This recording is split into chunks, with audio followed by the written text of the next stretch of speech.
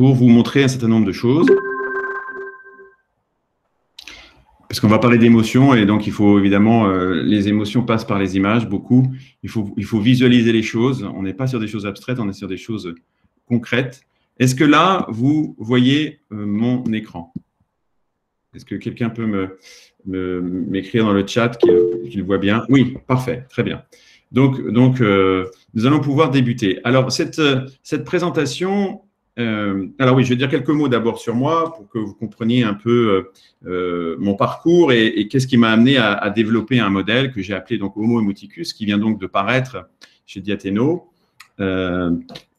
sous-titré L'intelligence émotionnelle au service des managers. Donc, c'est un livre sur le management, c'est de l'intelligence émotionnelle appliquée au management. Mais le modèle que j'ai développé, d'abord, n'a pas été développé au départ pour le management, c'est ce que je vais d'abord essayer de vous expliquer, et ensuite il a un champ d'application beaucoup plus vaste que le management, même si dans cette présentation je vais me consacrer au management, mais je tenais à vous dire qu'effectivement c'est un modèle beaucoup plus large qui résulte en fait de mes 7 années de recherche en philosophie politique.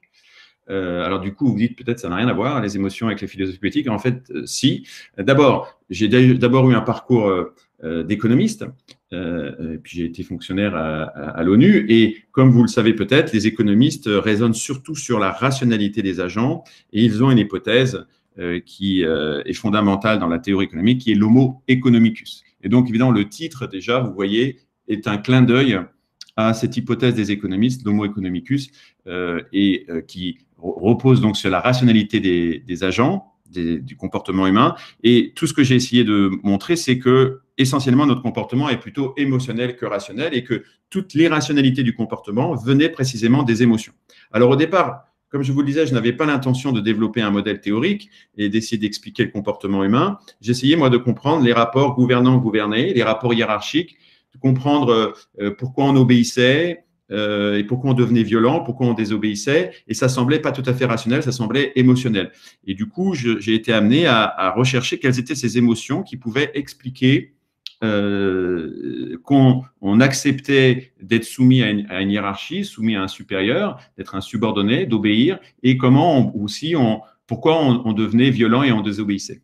Et ça m'a amené à travailler d'abord sur l'envie, en fait, l'envie au sens de jalousie, c'est-à-dire tristesse du bien d'autrui, cette émotion qui, effectivement, fait ne pas supporter la supériorité des autres, fait ne pas accepter d'avoir quelqu'un au-dessus de soi ou quelqu'un qui nous est supérieur en quelque qualité.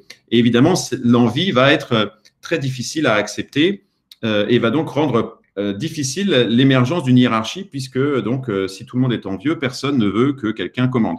Donc voilà, si vous voulez, je commençais à travailler sur l'envie, puis j'ai commencé à travailler sur l'admiration, en voyant que l'admiration permettait précisément de faire émerger des figures héroïques, des figures de maître, des figures de chef, et que l'émotion qui permettait que l'on accepte que quelqu'un soit le chef, ça pouvait être l'admiration, et ça, c'est toute l'Iliade d'Homère qui est déjà théorisée. Effectivement, les héros sont des figures d'admiration, des figures admirées. Voilà, j'ai commencé à travailler sur l'envie, l'admiration, puis après, j'ai commencé à travailler sur la peur et sur la gratitude, et finalement, j'avais un modèle théorique qui, lorsque je parlais avec des amis qui étaient dans le monde de l'entreprise, me disait, mais tout ce que tu dis nous semble pertinent pour les relations au travail. Et donc, quand j'ai terminé ma thèse, où j'ai proposé ce modèle, Homo Emoticus, en expliquant que les rapports hiérarchiques pouvaient être soumis soit à la peur, soit à l'envie, soit à l'admiration et soit à la gratitude, je me suis rendu compte, il y a 5 ans, quand j'ai commencé à proposer cette expertise dans les organisations, dans les entreprises et dans la haute administration, que cette grille avait une pertinence, permettait de relire les rapports hiérarchiques et les rapports interpersonnels dans toute communauté humaine, finalement. Et donc, c'est cela qui m'a amené à m'appliquer dans le management et à travailler sur le management et le leadership, et donc à développer une expertise et des formations. Donc voilà, j'enseigne ce modèle maintenant à l'ENA, à l'école de guerre, au secrétaire général du gouvernement, entre autres, à l'EDEC, et dans d'autres institutions et dans d'autres organisations, avec à chaque fois la surprise de voir que la grille que je vais vous présenter apporte un éclairage nouveau, original, et qui qui éclaircit un peu mieux les situations qui paraissent souvent irrationnelles dans les équipes et avec son supérieur. Donc voilà, ça c'était un peu l'introduction. Et du coup, ces 4 émotions vont faire un modèle qui s'appelle le modèle homoeticus et vont permettre de développer son intelligence émotionnelle. Alors l'intelligence émotionnelle, c'est une notion que vous avez certainement dû entendre parler depuis déjà 25 ans, puisqu'elle date d'un ouvrage de Daniel Goleman de 1995. En tout cas, il en a popularisé la notion et dans son ouvrage, il expliquait que l'intelligence émotionnelle était plus importante que l'intelligence cognitive pour réussir en entreprise, pour performer et pour réussir même sa vie, plus généralement. Et dans cette intelligence émotionnelle, elle recouvre 4 facultés qui sont là décrites dans la diapositive que vous avez devant les yeux. 4 facultés, 2 facultés intrapersonnelles qui concernent le rapport à soi, à sa vie émotionnelle. Donc, connaissance de soi sur le plan émotionnel, c'est-à-dire être capable de désigner les états émotionnels dans lesquels on se trouve et de comprendre les comportements qui en dérivent.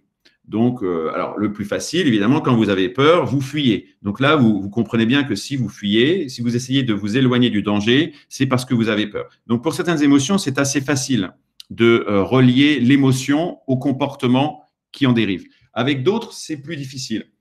Comme l'envie, quand on est envieux, quand on est honteux. Il y a des émotions où c'est un peu plus difficile de se rendre compte qu'on est agi par ces émotions-là et que c'est pour ça qu'on se comporte de telle et telle manière.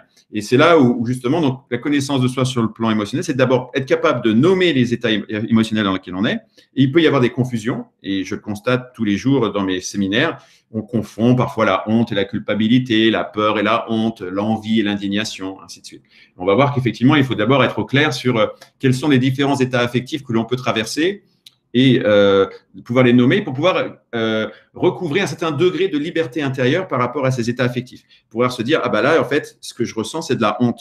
Et donc, une fois que j'ai fait le bon diagnostic, connaissance de soi sur le plan émotionnel, je vais pouvoir adopter la bonne stratégie comportementale pour essayer de me défaire de cette émotion négative. Donc là, c'est la faculté de maîtrise de soi sur le plan émotionnel. Et cette maîtrise de soi, évidemment, elle procède très largement de la connaissance de soi sur le plan émotionnel. Il faut d'abord que je sache ce qui m'agit et ce qui m'arrive pour pouvoir essayer d'agir sur cette émotion pour la dissiper, pour la chasser. Étant entendu que ce sont surtout les émotions négatives que l'on essaye de chasser et de dissiper, puisque les émotions positives sont des états agréables, sont des états donc que l'on cherche au contraire à conserver, on cherche à les rendre durables, alors qu'évidemment les émotions négatives nous font souffrir. Ça, c'est la première caractéristique d'une émotion, hein. C'est un état de plaisir ou un état de peine. Et donc, une émotion qui nous fait souffrir, on a évidemment envie de s'en défaire, on aimerait pouvoir la chasser, on voudrait voir la dissiper. D'où la nécessité de savoir maîtriser ses émotions, c'est-à-dire les réguler et voilà, savoir chasser sa honte, sa culpabilité, sa peur, son envie, son dégoût et ainsi de suite. Donc ça, c'est 2 facultés intrapersonnelles. Et puis, il y a 2 facultés interpersonnelles, c'est être capable de faire le même travail, mais avec son entourage. C'est être capable de percevoir les émotions qui animent les gens autour de nous et les comportements qui en dérivent. Me dire, cette personne m'évite systématiquement, est-ce que c'est qu'elle me craint, est-ce que c'est qu'elle m'envie? Voilà, pouvoir poser des hypothèses, essayer de savoir pourquoi elle a ce comportement ou pourquoi elle est agressive avec moi, voilà, et de quelle est l'émotion qui l'anime à mon égard. Donc, ressentir les états affectifs, et donc c'est là que la faculté d'empathie joue son rôle, c'est-à-dire la faculté d'empathie étant donc la capacité de ressentir ce que les autres ressentent, de se connecter à leurs états émotionnels, de se mettre à leur place. Et évidemment, cette faculté, elle est aussi cultivée par la connaissance de soi. Nous sommes notre premier laboratoire des émotions. Plus je connais mes émotions et plus je suis capable de les reconnaître chez les autres. Ça, c'est, je dirais, pour ceux qui ont un peu de culture de philosophie grecque, c'est le connais-toi toi-même et tu connaîtras l'univers et les dieux. C'est qu'effectivement, le microcosme permet, le monde intérieur permet aussi de connaître le monde extérieur et notamment dans la psychologie. Plus on se connaît sur le plan psychologique et plus on affine sa connaissance de la psychologie des autres. Et c'est d'autant plus vrai dans le domaine émotionnel. Et enfin, 4e faculté, influence des autres sur le plan émotionnel, non plus maîtrise, parce qu'évidemment, on ne peut pas maîtriser les émotions des autres. Par contre, on peut essayer de les influencer. Et évidemment, cette influence va être déterminée par la stratégie comportementale que l'on va adopter vis-à-vis de quelqu'un. Et celle-ci, elle va être déterminée par notre connaissance de l'état émotionnel de quelqu'un. Si je me rends compte que quelqu'un est inquiet, angoissé, ou quelqu'un qui est irrité, ou déprimé, ben voilà, si je sais qu'il est dans un état de colère ou de peur ou de tristesse de faible intensité, si j'ai bien su le détecter, là, je vais pouvoir et le distinguer, je vais pouvoir agir pour me dire qu'est-ce que je peux faire pour calmer cette personne, pour qu'elle soit plus sereine, qu'elle soit plus calme ou qu'elle revienne vers un état de joie. Voilà, donc ça, c'est les 4 facultés. Donc ça, c'est deux facultés intrapersonnelles, 2 facultés interpersonnelles. Et on va voir comment, avec le modèle que j'ai développé, on peut essayer de l'aiguiser, de la développer. Et alors, le fondement du modèle, c'est que 4 émotions sont plus importantes que les autres. Et ce que je vais essayer de vous montrer au cours du temps où l'on va rester ensemble, c'est essayer de vous convaincre que ces 4 émotions sont les plus importantes parce qu'elles ne vont peut-être pas être pour vous aussi évidentes, parce que bien souvent, surtout si vous avez déjà suivi des formations à l'intelligence émotionnelle ou vous avez lu des choses, des articles, des livres, on vous parle surtout des émotions dites de base, joie, tristesse, colère, peur, où on vous parle des émotions de Paul Ekman, les 7 émotions universelles. Donc, on ajoute aux 4 émotions de base, on ajoute la surprise, le mépris et le dégoût. Et donc, en général, on parle de ces 4 ou 7 émotions comme étant les émotions principales qui nous animent. Or, là, vous voyez sur cette diapositive, qu'il n'y a qu'une de ces émotions-là qui figure et 3 autres dont on parle peut-être moins, en tout cas spontanément quand on fait de l'intelligence émotionnelle, la gratitude, l'admiration et l'envie. Et je vais essayer de vous expliquer pourquoi je pense que ces émotions-là sont plus importantes que celles que j'ai mentionnées précédemment. Alors, en fait, elles sont les plus importantes parce qu'elles se trouvent à ce que j'ai appelé les 4 points cardinaux de l'existence, c'est-à-dire les 4 expériences fondamentales de la vie qui peuvent définir notre condition humaine et qui sont des expériences, je dirais, incontournables et qu'on ne peut éviter. La première, c'est la mort. Et elle est signalée par l'existence du danger. Donc, c'est un phénomène, hein, le phénomène du danger. Donc, ce qui apparaît subjectivement comme un danger me fait peur. Alors, vous avez peur des souris, moi, j'ai peur des serpents, d'autres ont peur des araignées. Mais subjectivement, quand je vois cet objet apparaître, donc ce phénomène, hein, un phénomène, c'est ce qui apparaît, subjectivement, comme je l'associe à un danger, j'ai peur parce que je crois que ce phénomène, cet objet, peut me tuer, peut me faire du mal, peut m'empoisonner, peut me mordre, peut me manger, et ainsi de suite, ou peut me détruire. Donc ça, c'est un premier rapport au monde, et nous avons l'émotion de la peur pour nous signaler ces dangers, pour éviter justement de mourir, pour rester en vie. Donc ça, je pense que c'est le point cardinal qui posera le moins de problèmes, parce qu'il me paraît assez évident. Le deuxième, on aurait peut-être eu un peu plus de mal si on avait eu du temps. Je vous aurais demandé quelles étaient les expériences fondamentales de la vie. Vous n'auriez peut-être pas dit la limite, mais vous auriez mentionné un certain nombre d'éléments qui peuvent se glisser sous ce terme de limite, c'est-à-dire tous les obstacles que l'on rencontre, c'est-à-dire toutes les privations, toutes les contraintes. Donc, toute privation, toute contrainte et à nos désirs, le mystère humain, c'est que nous désirons plus que nous pouvons. Nous voulons toujours plus que nous sommes capables d'obtenir. Et évidemment, ce décalage entre nos désirs et nos capacités crée une frustration et crée une privation, nous fait rencontrer des obstacles, des choses qui se mettent sur notre chemin et nous font rencontrer la limite. Et quand nous rencontrons la limite, nous rencontrons des obstacles, nous devenons envieux. Et nous devenons envieux que le monde nous résiste, que le monde ne nous donne pas tout ce que nous voulons. Et cette envie est même, je dirais, décuplée du fait que nous réalisons que ces limites ne s'appliquent qu'à nous et ne s'appliquent, je crois qu'il y a quelqu'un, pardon, je regarde juste ici. Oui, il faut que j'admets quelqu'un. Désolé. Je reviens. Donc, oui, ces limites nous rendent encore plus envieux que nous constatons que ces limites ne s'appliquent qu'à nous. Voilà, je n'ai pas obtenu une bourse, je n'ai pas obtenu une prime, je n'ai pas obtenu une promotion, je n'ai pas une voiture aussi belle que celle de mon voisin.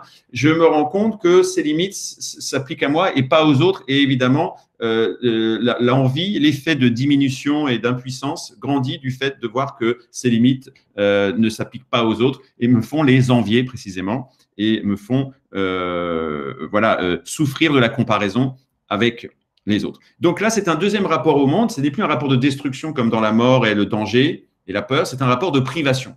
Et oui, nous sommes privés d'énormément de choses tout au long de notre vie. Et c'est évidemment une expérience qui nous fait souffrir. Et puis, vous avez heureusement deux autres points cardinaux qui, eux, rendent la vie plus belle et plus agréable. Le premier, c'est l'expérience de la beauté qui est signalée par toutes les perfections que nous pouvons rencontrer, qui peuvent être physiques ou morales. Elles peuvent être naturelles ou humaines ou culturelles. Toute forme de perfection. Où ça peut être de l'habilité physique, de la virtuosité dans un art, ça peut être de la musique, ça peut être de l'art, ça peut être évidemment un paysage, une belle personne, que ce soit sur le plan physique ou moral. Toute expérience de perfection va susciter l'émotion de l'admiration, va nous émerveiller et va nous introduire dans un rapport contemplatif au monde, de spectateurs, mais de spectateurs un peu, parfois un peu benets, un peu ébahis, mais justement émerveillés. Et nous découvrons que le monde est beau et que le monde fourmille de beauté. Et ça, c'est évidemment une expérience aussi essentielle pour rendre la vie agréable. Je citerai que Dostoïevski qui disait que la beauté sauvera le monde. Oui, la beauté peut sauver le monde, enfin, elle peut nous sauver aussi. C'est vraiment effectivement une source de salut à travers l'art-thérapie, par exemple.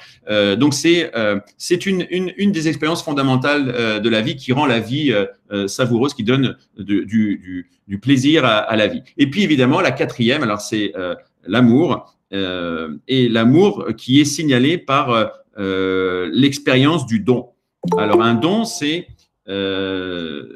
comment dirais-je, je crois qu'il y a quelqu'un qui, pardon, qu'il faut que j'introduise.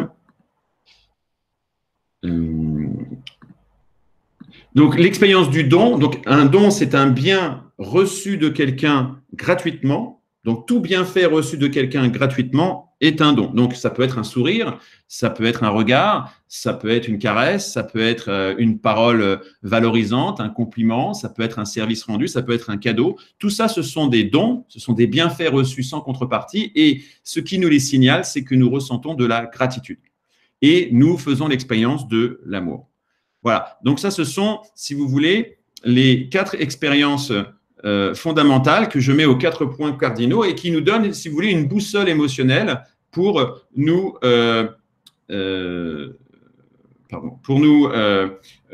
orienter dans notre vie émotionnelle. Et évidemment, d'un point de vue prescriptif, quand nous sommes perdus dans notre vie émotionnelle et donc dans notre vie tout court, l'idée du modèle, c'est évidemment de toujours essayer de s'orienter vers soit la beauté, soit l'amour, c'est-à-dire cultiver l'admiration ou cultiver la gratitude dans sa vie, se faire perfection, c'est-à-dire s'améliorer, se perfectionner dans des arts ou dans toute autre activité, ou se faire don, c'est-à-dire se rendre utile, servir les autres, ou recevoir des dons, ou être exposé à des perfections. Disons que notre salut passe par nous orienter vers ces 2 points cardinaux de l'existence pour sortir justement des expériences de danger, de peur et des expériences d'obstacles, de privation, de frustration et d'envie. Voilà, si vous voulez, donc vous voyez, le modèle est beaucoup plus général. Alors, vous allez me dire, on fait un peu d'anthropologie fondamentale et on est quand même très, très loin de l'entreprise et très, très loin du management, mais c'est un petit détour qui me paraît nécessaire pour que vous compreniez la portée et justement la justification de l'importance de ces 4 émotions et de ces 4 phénomènes, parce que justement, ce qu'on va essayer de faire, c'est de détecter ces phénomènes dans la vie d'entreprise et essayer même de les créer. Alors, on ne va pas essayer de créer les dangers et les obstacles, encore qu'on va voir qu'on peut les créer et que malheureusement, ils sont créés par le management, mais on va surtout essayer évidemment de développer, de diffuser du don et de la perfection au travail et dans nos relations avec les autres. Alors, on arrive avec ce modèle à une autre pyramide, pas celle de Maslow, pour ceux qui ont quelques connaissances en psychologie, ils connaissent peut-être la hiérarchie des besoins de Maslow. Ça, c'est pas la pyramide de Maslow, même si elle en reprend l'intuition de Maslow, c'est-à-dire qu'il y a une hiérarchie des besoins. Et là, c'est pas des besoins comme chez Maslow, c'est des soucis de soi, c'est des soucis qui correspondent à des expériences émotionnelles. C'est-à-dire que la peur écrase tout. Tant que vous êtes dans la peur, tant que vous vous sentez en insécurité, vous n'avez qu'une seule obsession, c'est la conservation de soi. C'est ma sécurité. Et donc, vous êtes centré sur vous-même parce que vous avez peur. Et donc, le reste ne vous importe peu. Tant que vous êtes dans la peur, le reste disparaît. C'est pourquoi aller à la base. C'est le premier souci de soi. Et tant qu'il n'est pas résolu, le reste ne compte pas. Maintenant, si vous avez résolu votre problème de sécurité et que vous n'êtes pas dans la peur, il y a un deuxième piège, je dirais, il y a ce que j'appelle le Charybde des Scylla de la vie émotionnelle. Il y a le Charybde, donc ces deux monstres de l'Odyssée d'Ulysse. Hein. Donc ce premier monstre qui est la peur, il y en a un deuxième, c'est celui de l'envie. C'est qu'il ne suffit pas de ne pas avoir peur, il faut aussi ne pas être envieux parce que là, c'est notre estime de nous-mêmes qui devient notre obsession. Qu'est-ce que je vaux finalement par rapport aux autres puisque je suis moins riche qu'eux, je suis moins beau qu'eux, je suis moins intelligent qu'eux, je suis issu d'un milieu moins favorisé qu'eux, et ainsi de suite. Toute infériorité qui vous fait souffrir et qui peut vous donner justement des complexes d'infériorité et qui vous fait avoir une faible estime de vous-même et d'être toujours dans une névrose de comparaison. Et c'est ce deuxième piège qu'il faut essayer d'éviter parce que tant qu'on est dans cette obsession de l'estime de soi, on est centré sur soi et on n'arrive pas à se projeter mais dans quoi je veux m'idéaliser, dans quoi je veux m'accomplir, dans quoi je veux me réaliser, et a fortiori, donc, qui est l'étage de l'admiration, et a fortiori dans l'étage de la gratitude, qui est celui du don de soi, à qui je veux me donner, à qui je veux servir et à qui je veux être utile. Et donc, évidemment, ces étages, on ne les a jamais totalement acquis. En fonction de sa vie, on peut redescendre. On peut de nouveau être dans un climat d'insécurité et ne plus être focalisé que sur sa conservation, ou être dans un climat où on se sent exclu, insuffisamment reconnu, infériorisé par rapport aux autres, et on est centré sur la faible image de nous-mêmes. Et évidemment, idéalement, il faudrait donc réussir à se défaire de ces deux émotions négatives pour monter dans les deux autres niveaux. Et en fait, ça, c'est le travail que nous devons faire nous-mêmes pour notre propre vie. Mais justement, l'ambition que je vous transmets, c'est en tant que manager de faire la même chose pour vos collaborateurs. C'est-à-dire que vous avez ces 4 niveaux à régler. Vous devez leur assurer la sécurité. Vous devez faire en sorte qu'il n'ait pas peur au travail et qu'il n'ait pas de soucis de conservation de soi, qu'il n'ait pas de problème d'estime d'eux-mêmes, qu'ils ne se sentent pas infériorisés, qu'ils ne se sentent pas maltraités par rapport aux autres, discriminés. Et puis, il faut aussi leur donner la possibilité de s'idéaliser, c'est de s'accomplir au travail. Et quel travail vous allez leur donner, quelle œuvre vous allez leur communiquer, leur partager pour qu'ils puissent avoir l'impression de s'accomplir et de se réaliser au travail. Mais il faut aussi leur donner la possibilité de se donner au travail, c'est-à-dire de servir. Là, c'est les deux niveaux, œuvrer et servir. C'est aussi ça, je dirais, l'exigence d'un manager. Qu'est-ce que je peux faire dans le contenu du travail que je confie à mes collaborateurs pour leur permettre de s'idéaliser, c'est-à-dire de grandir, d'apprendre, de s'améliorer, de s'accomplir, et puis aussi d'être utile, de servir les autres et d'avoir vraiment l'impression d'avoir du sens dans sa vie. Voilà, donc on a fait, vous voyez, un détour de production, je dirais, pour parler comme les économistes. On a fait un peu un détour sur une anthropologie fondamentale parce qu'on va voir après comment il va falloir avoir ces exigences-là et ces ambitions-là au travail. Alors, vous avez vu, j'ai parlé de ces 4 émotions. J'ai mentionné tout à l'heure les émotions d'Ekman. Ça, c'est évidemment la grille qui est très souvent utilisée en intelligence émotionnelle, mais elle est insuffisante, je dirais, pour rendre compte de toute la complexité et toute la subtilité de la vie émotionnelle. La grille que je propose dans le modèle que j'ai développé, donc il y a ces 4 émotions que j'appelle premières parce qu'elles sont causées elles sont étroitement liées au phénomène qui les crée, donc danger-peur, il ne peut pas y avoir peur sans danger ou danger-peur, ou danger sans peur, envie, obstacle-envie, perfection, admiration, don, gratitude. Elles sont leur propre cause parce que vous êtes reconnaissant par reconnaissance. Vous avez peur par peur parce que vous rencontrez un danger. C'est en quoi elles sont premières. Mais vous avez 12 émotions secondes que j'analyse dans mon livre et qui doivent être aussi prises en compte pour avoir vraiment une palette assez riche de la vie émotionnelle. Et ce sont des émotions, beaucoup sont négatives, donc la jalousie, la honte, la culpabilité, la tristesse qui nous mettent dans des états dépressifs. C'est pour ça qu'elles sont en violet et ce sont des émotions qui nous mettent en position d'infériorité au même titre que les 4 premières. Donc, si vous voulez, je développerai davantage quelles sont les implications du fait que ces émotions nous mettent en position d'infériorité par rapport aux autres. Et puis, les 8 émotions qui sont à droite sont des émotions, au contraire, qui nous mettent en position de supériorité par rapport aux autres. Et donc, 4 qui sont, je dirais, explosives et qui, dans les relations interpersonnelles, peuvent être très, très dangereuses. Si vous exprimez du mépris, de l'orgueil, de la vanité, de la colère, ce sont, je dirais, des émotions qui s'apparentent un peu à de la nitroglycérine. Vous ne savez pas quelles vont être les conséquences sur les relations, car personne n'aime être méprisé, on n'aime pas les gens qui se mettent en colère devant nous, qui essayent de prendre le pouvoir et de nous abaisser. C'est parce que, évidemment, comme ces émotions vous mettent en position haute, mécaniquement, vous mettez l'autre en position basse et donc vous l'abaissez. Et donc, quand on voit quelqu'un d'orgueilleux, quelqu'un de vaniteux, en colère et méprisant, on se sent abaissé et évidemment, on va risque de surréagir. Et puis, vous avez 4 autres émotions qui nous mettent en position haute également, mais qui n'ont pas les mêmes effets, la pitié, l'indignation, la joie, le dégoût. Et donc, voilà, on a une grille, vous voyez, à 16 émotions, 12 émotions qui dérivent de ces 4 émotions. Là, je n'ai pas le temps, dans le livre, j'explique comment, si vous voulez, ces 4 émotions vont créer de la peur. Quand vous avez peur, vous allez être triste ou en colère. Et donc, vous avez une tristesse et une colère de peur, au même titre que vous avez une tristesse et une colère d'envie. Et donc, ce sont déjà des tristesses et des colères différentes parce qu'elles procèdent d'une émotion source qui est différente. Et l'admiration et la gratitude sont les 2 émotions qui sont les portes d'entrée vers la joie. Et donc, ça veut dire que c'est la perfection et le don qui sont les phénomènes qu'il va falloir manipuler pour créer des expériences d'admiration et de gratitude pour mettre les gens dans la joie. Voilà, je le dis un peu rapidement. Évidemment, dans le livre, vous aurez plus d'explications. Et puis après, quand on abordera la session questions-réponses, je pourrai explorer davantage en détail comment s'agencent toutes ces émotions. Alors, là, une fois qu'on sait l'étendue des émotions que l'on doit appréhender pour comprendre la vie émotionnelle, il faut connaître les moyens d'action sur les émotions. Et il y a 4 principaux moyens d'action, et on va voir qu'il y en a 2 qu'on peut utiliser en tant que manager. Donc, les 4 moyens d'action, c'est le corps, évidemment, parce que déjà, une émotion, c'est une réaction physiologique, c'est un mouvement du corps. Donc, il y a toujours une réaction justement du corps, et notamment du rythme cardiaque. Et donc, on peut agir sur ces émotions par tout un tas de techniques corporelles. Alors, je les mentionne comme ça, respiration, il y a le yoga, il y a tout un tas de sports, l'alimentation, le sommeil, le rire sont des moyens de réguler ces émotions. Et puis, il y a toutes les substances chimiques qu'on peut ingérer, drogue, alcool, etc.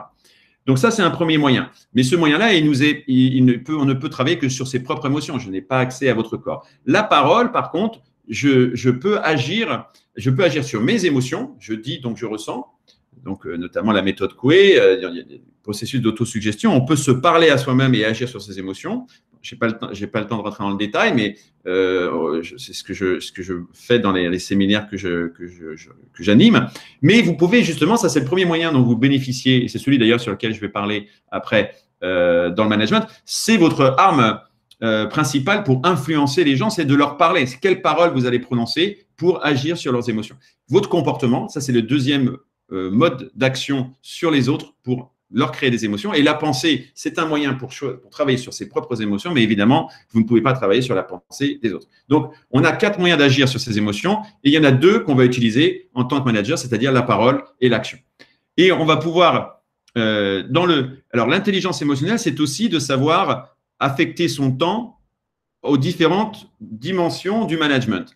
Et je dirais qu'il y a 4 dimensions du management, et certaines sont parfois, je dirais, mésestimées ou sous-investies, comme le management de personnes. On conçoit bien qu'en tant que manager, on est manager de projet et on est manager d'équipe, mais on a aussi du management de personnes, c'est-à-dire chacun des membres de l'équipe, et puis on a du management de crise, c'est-à-dire quand il y a une interruption du cours normal de la vie d'une équipe et que le travail ne peut plus être réalisé. Donc là, j'appelle crise, donc toute situation d'interruption de l'activité qui nécessite une intervention managériale.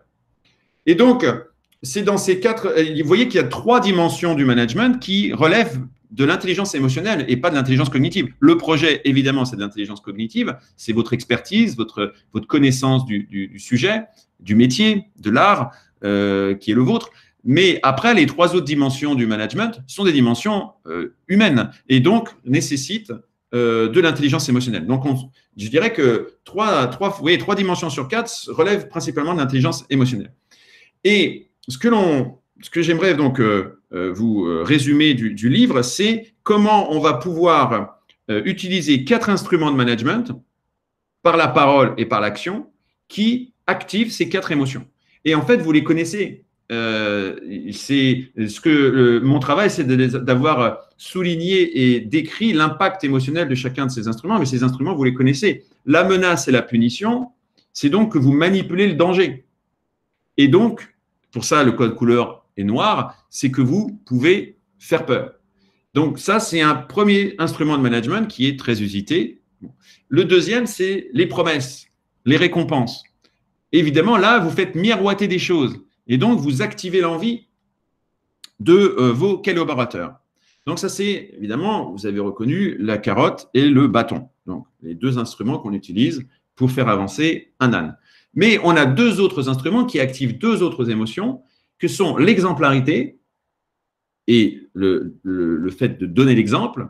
Et là, vous édifiez les gens et vous suscitez l'admiration. Donc là, vous avez un autre mode de management qui repose sur l'admiration. Et vous avez un quatrième mode qui est celui de faire usage de la bienveillance et de servir ses collaborateurs, servir son équipe. Et là, vous vous faites don à votre équipe, au même titre que dans l'exemplarité, vous vous faites perfection et vous pouvez susciter la gratitude. Et donc, voilà, si vous voulez, les quatre registres, les quatre instruments de management qui correspondent à quatre registres émotionnels et à quatre tentatives d'activer chez vos collaborateurs ces quatre émotions. Et donc, si vous restez sur un seul registre, vous risquez d'être vu comme ces figures, c'est-à-dire si vous n'êtes que dans la sanction et la menace, bah, vous avez un management assez tyrannique, on va vous voir comme un tyran. Si vous utilisez beaucoup la promesse, la récompense, on va vous voir un peu comme un magicien.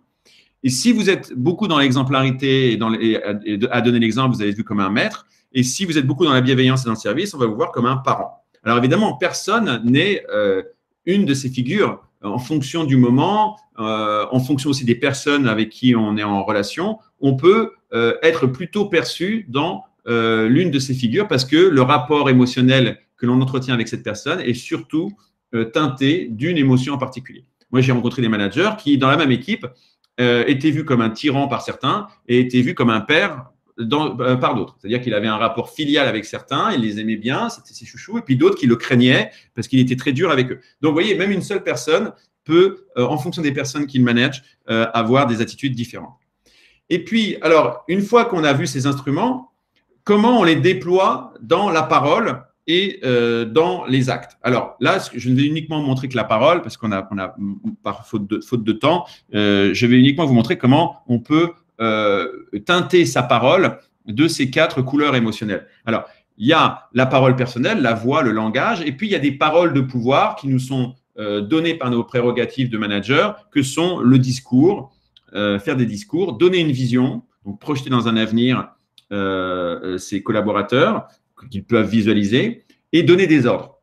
Ça, c'est… Alors là, il y a évidemment, comment on manage par l'action, bah, il y a la présence physique, il y a l'expressivité physique, il y a l'opération physique, les actions que l'on mène, la présence morale, les opérations morales, et puis il y a le pouvoir matériel et moral qui nous est confié par nos responsabilités. Mais évidemment, dans le livre, j'explore tous ces aspects et dans les différents registres émotionnels. Mais là, pour la présentation, je vais rester uniquement sur la parole. Et donc, vous voyez que votre parole peut devenir danger quand elle se fait menaçante. Elle peut devenir levée d'obstacles quand elle se fait séduisante. Elle peut devenir perfection quand elle se fait édifiante et elle peut devenir don quand elle se fait bienveillante. Et c'est ça, c'est ce que j'examine dans le livre, c'est de vous donner tous les registres, tous. Je ne prétends pas à l'exhaustivité, mais en tout cas, je vous donne une large palette de chacun des registres, des différents types de paroles menaçantes, séduisantes, édifiantes et bienveillantes. J'insiste sur la parole parce que en psychologie, on a maintenant suffisamment d'études qui montrent que la parole a vraiment un impact très fort sur la performance des personnes. Là, ce que je signale, c'est ce qu'on appelle l'effet Pygmalion et l'effet Golem, c'est-à-dire que, vous voyez, tu es magnifique, j'ai toujours su que tu réussirais. Les attentes positives qui nous sont adressées vont améliorer notre performance. Et à l'inverse, des attentes négatives, si je perçois vos attentes négatives et que vous les formulez, ça va statistiquement pénaliser ma performance. Vous voyez, c'est purement subjectif, mais donc c'est ce qu'on appelle en psychologie l'effet Pygmalion, l'effet Golem. Donc, ne serait-ce qu'avec votre parole, vous pouvez affecter la performance de vos collaborateurs. Et un autre aspect dont on doit tenir compte et qui joue dans la vie émotionnelle, Pourquoi les émotions négatives peuvent paraître plus intenses ou plus longues ou plus durables? C'est qu'on a un biais cognitif, c'est que les expériences négatives marquent davantage que les expériences positives. Donc, le cerveau focalise davantage sur le négatif, d'où l'importance d'avoir des paroles valorisantes et d'avoir un rapport parole valorisante, parole dévalorisante très largement inégal. Des ratios qui sont calculés par certains psychologues, c'est moins de 1 à 5, hein, le rapport entre les paroles valorisantes qu'on doit recevoir d'une personne par rapport aux paroles dévalorisantes pour avoir une relation, je dirais, saine. Alors, les registres de paroles, là, je n'aurai pas le temps de rentrer parce que j'aimerais vous laisser le temps de pouvoir me poser des questions et qu'on puisse avoir un dialogue. Là, dans le livre, je regarde un peu tous les différents registres de paroles qui créent la menace.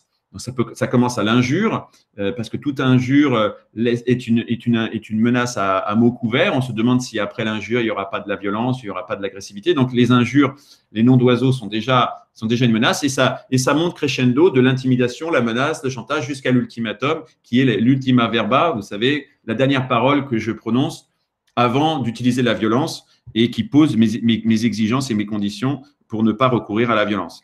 Les paroles séduisantes, alors l'obséquiosité, la flatterie, la vantardise, quand je me vante de pouvoir vous faire obtenir telle et telle chose, les promesses, les mensonges et les marchés, les donnants-donnants que je peux introduire dans mes relations avec mes collaborateurs. Voilà, exemple, si tu acceptes de faire telle mission dans tel pays, tu auras le droit, tu auras un poste, tu auras une promotion à New York. Voilà, c'est un marché. Vous voyez, donc je vous mets un marché, donc je vous séduis, je vous fais miroiter quelque chose que vous désirez, et c'est comme ça que j'arrive à vous faire faire ce que je veux. C'est évidemment un mode de management.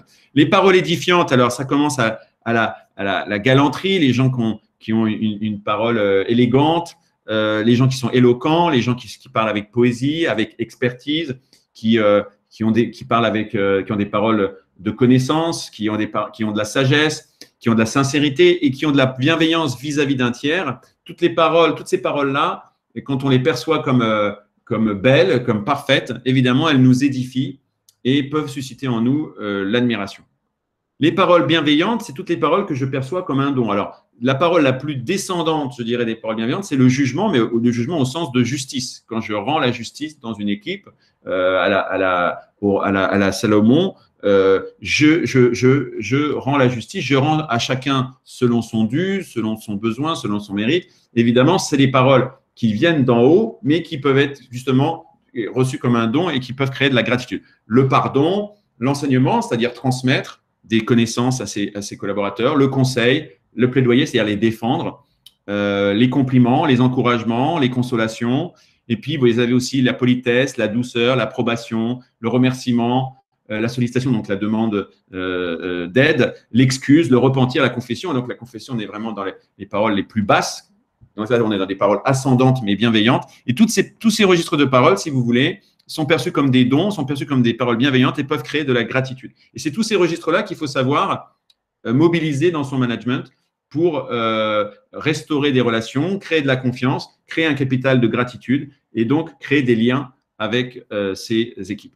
Et évidemment, tous ces registres-là, on peut les mobiliser pour faire un discours menaçant, séduisant, édifiant ou bienveillant. Et puis alors, la vision, c'est pouvoir proposer un avenir, évidemment, où alors soit c'est un danger, donc je décris une vision de cauchemar, soit il y aura des levées d'obstacles, on partira tous au Brésil, voilà, et on ira tous à Ipanema, à Copacabana. Voilà, des visions de rêve, si on réussit les objectifs. Tout ça, ça me fait rêver et évidemment, je vous séduis. Vision de beauté, à la Steve Jobs, on va faire le plus bel ordinateur du monde, ou vision de communion à la Emmanuel Faber, on va faire One Planet, One Health, on va apporter une alimentation saine à l'humanité. Voilà, ces visions-là, quand elles sont portées justement par des images et par donc des émotions et qui renvoient à ces 4 phénomènes, activent ces 4 émotions. Voilà, j'ai été un peu rapide. J'ai vraiment survolé une partie de ce que je présente dans le livre. Après, il y a évidemment tous les registres d'action. Maintenant, j'aimerais vous proposer, si vous en êtes d'accord, de vous céder un peu la parole et si vous voulez me poser des questions, je serai ravi de pouvoir répondre à vos questions. Je vais arrêter la présentation et je vais venir en grand écran. Et donc, voilà, est-ce que vous auriez des questions? N'hésitez pas à… Alors, je vais peut-être arrêter l'enregistrement.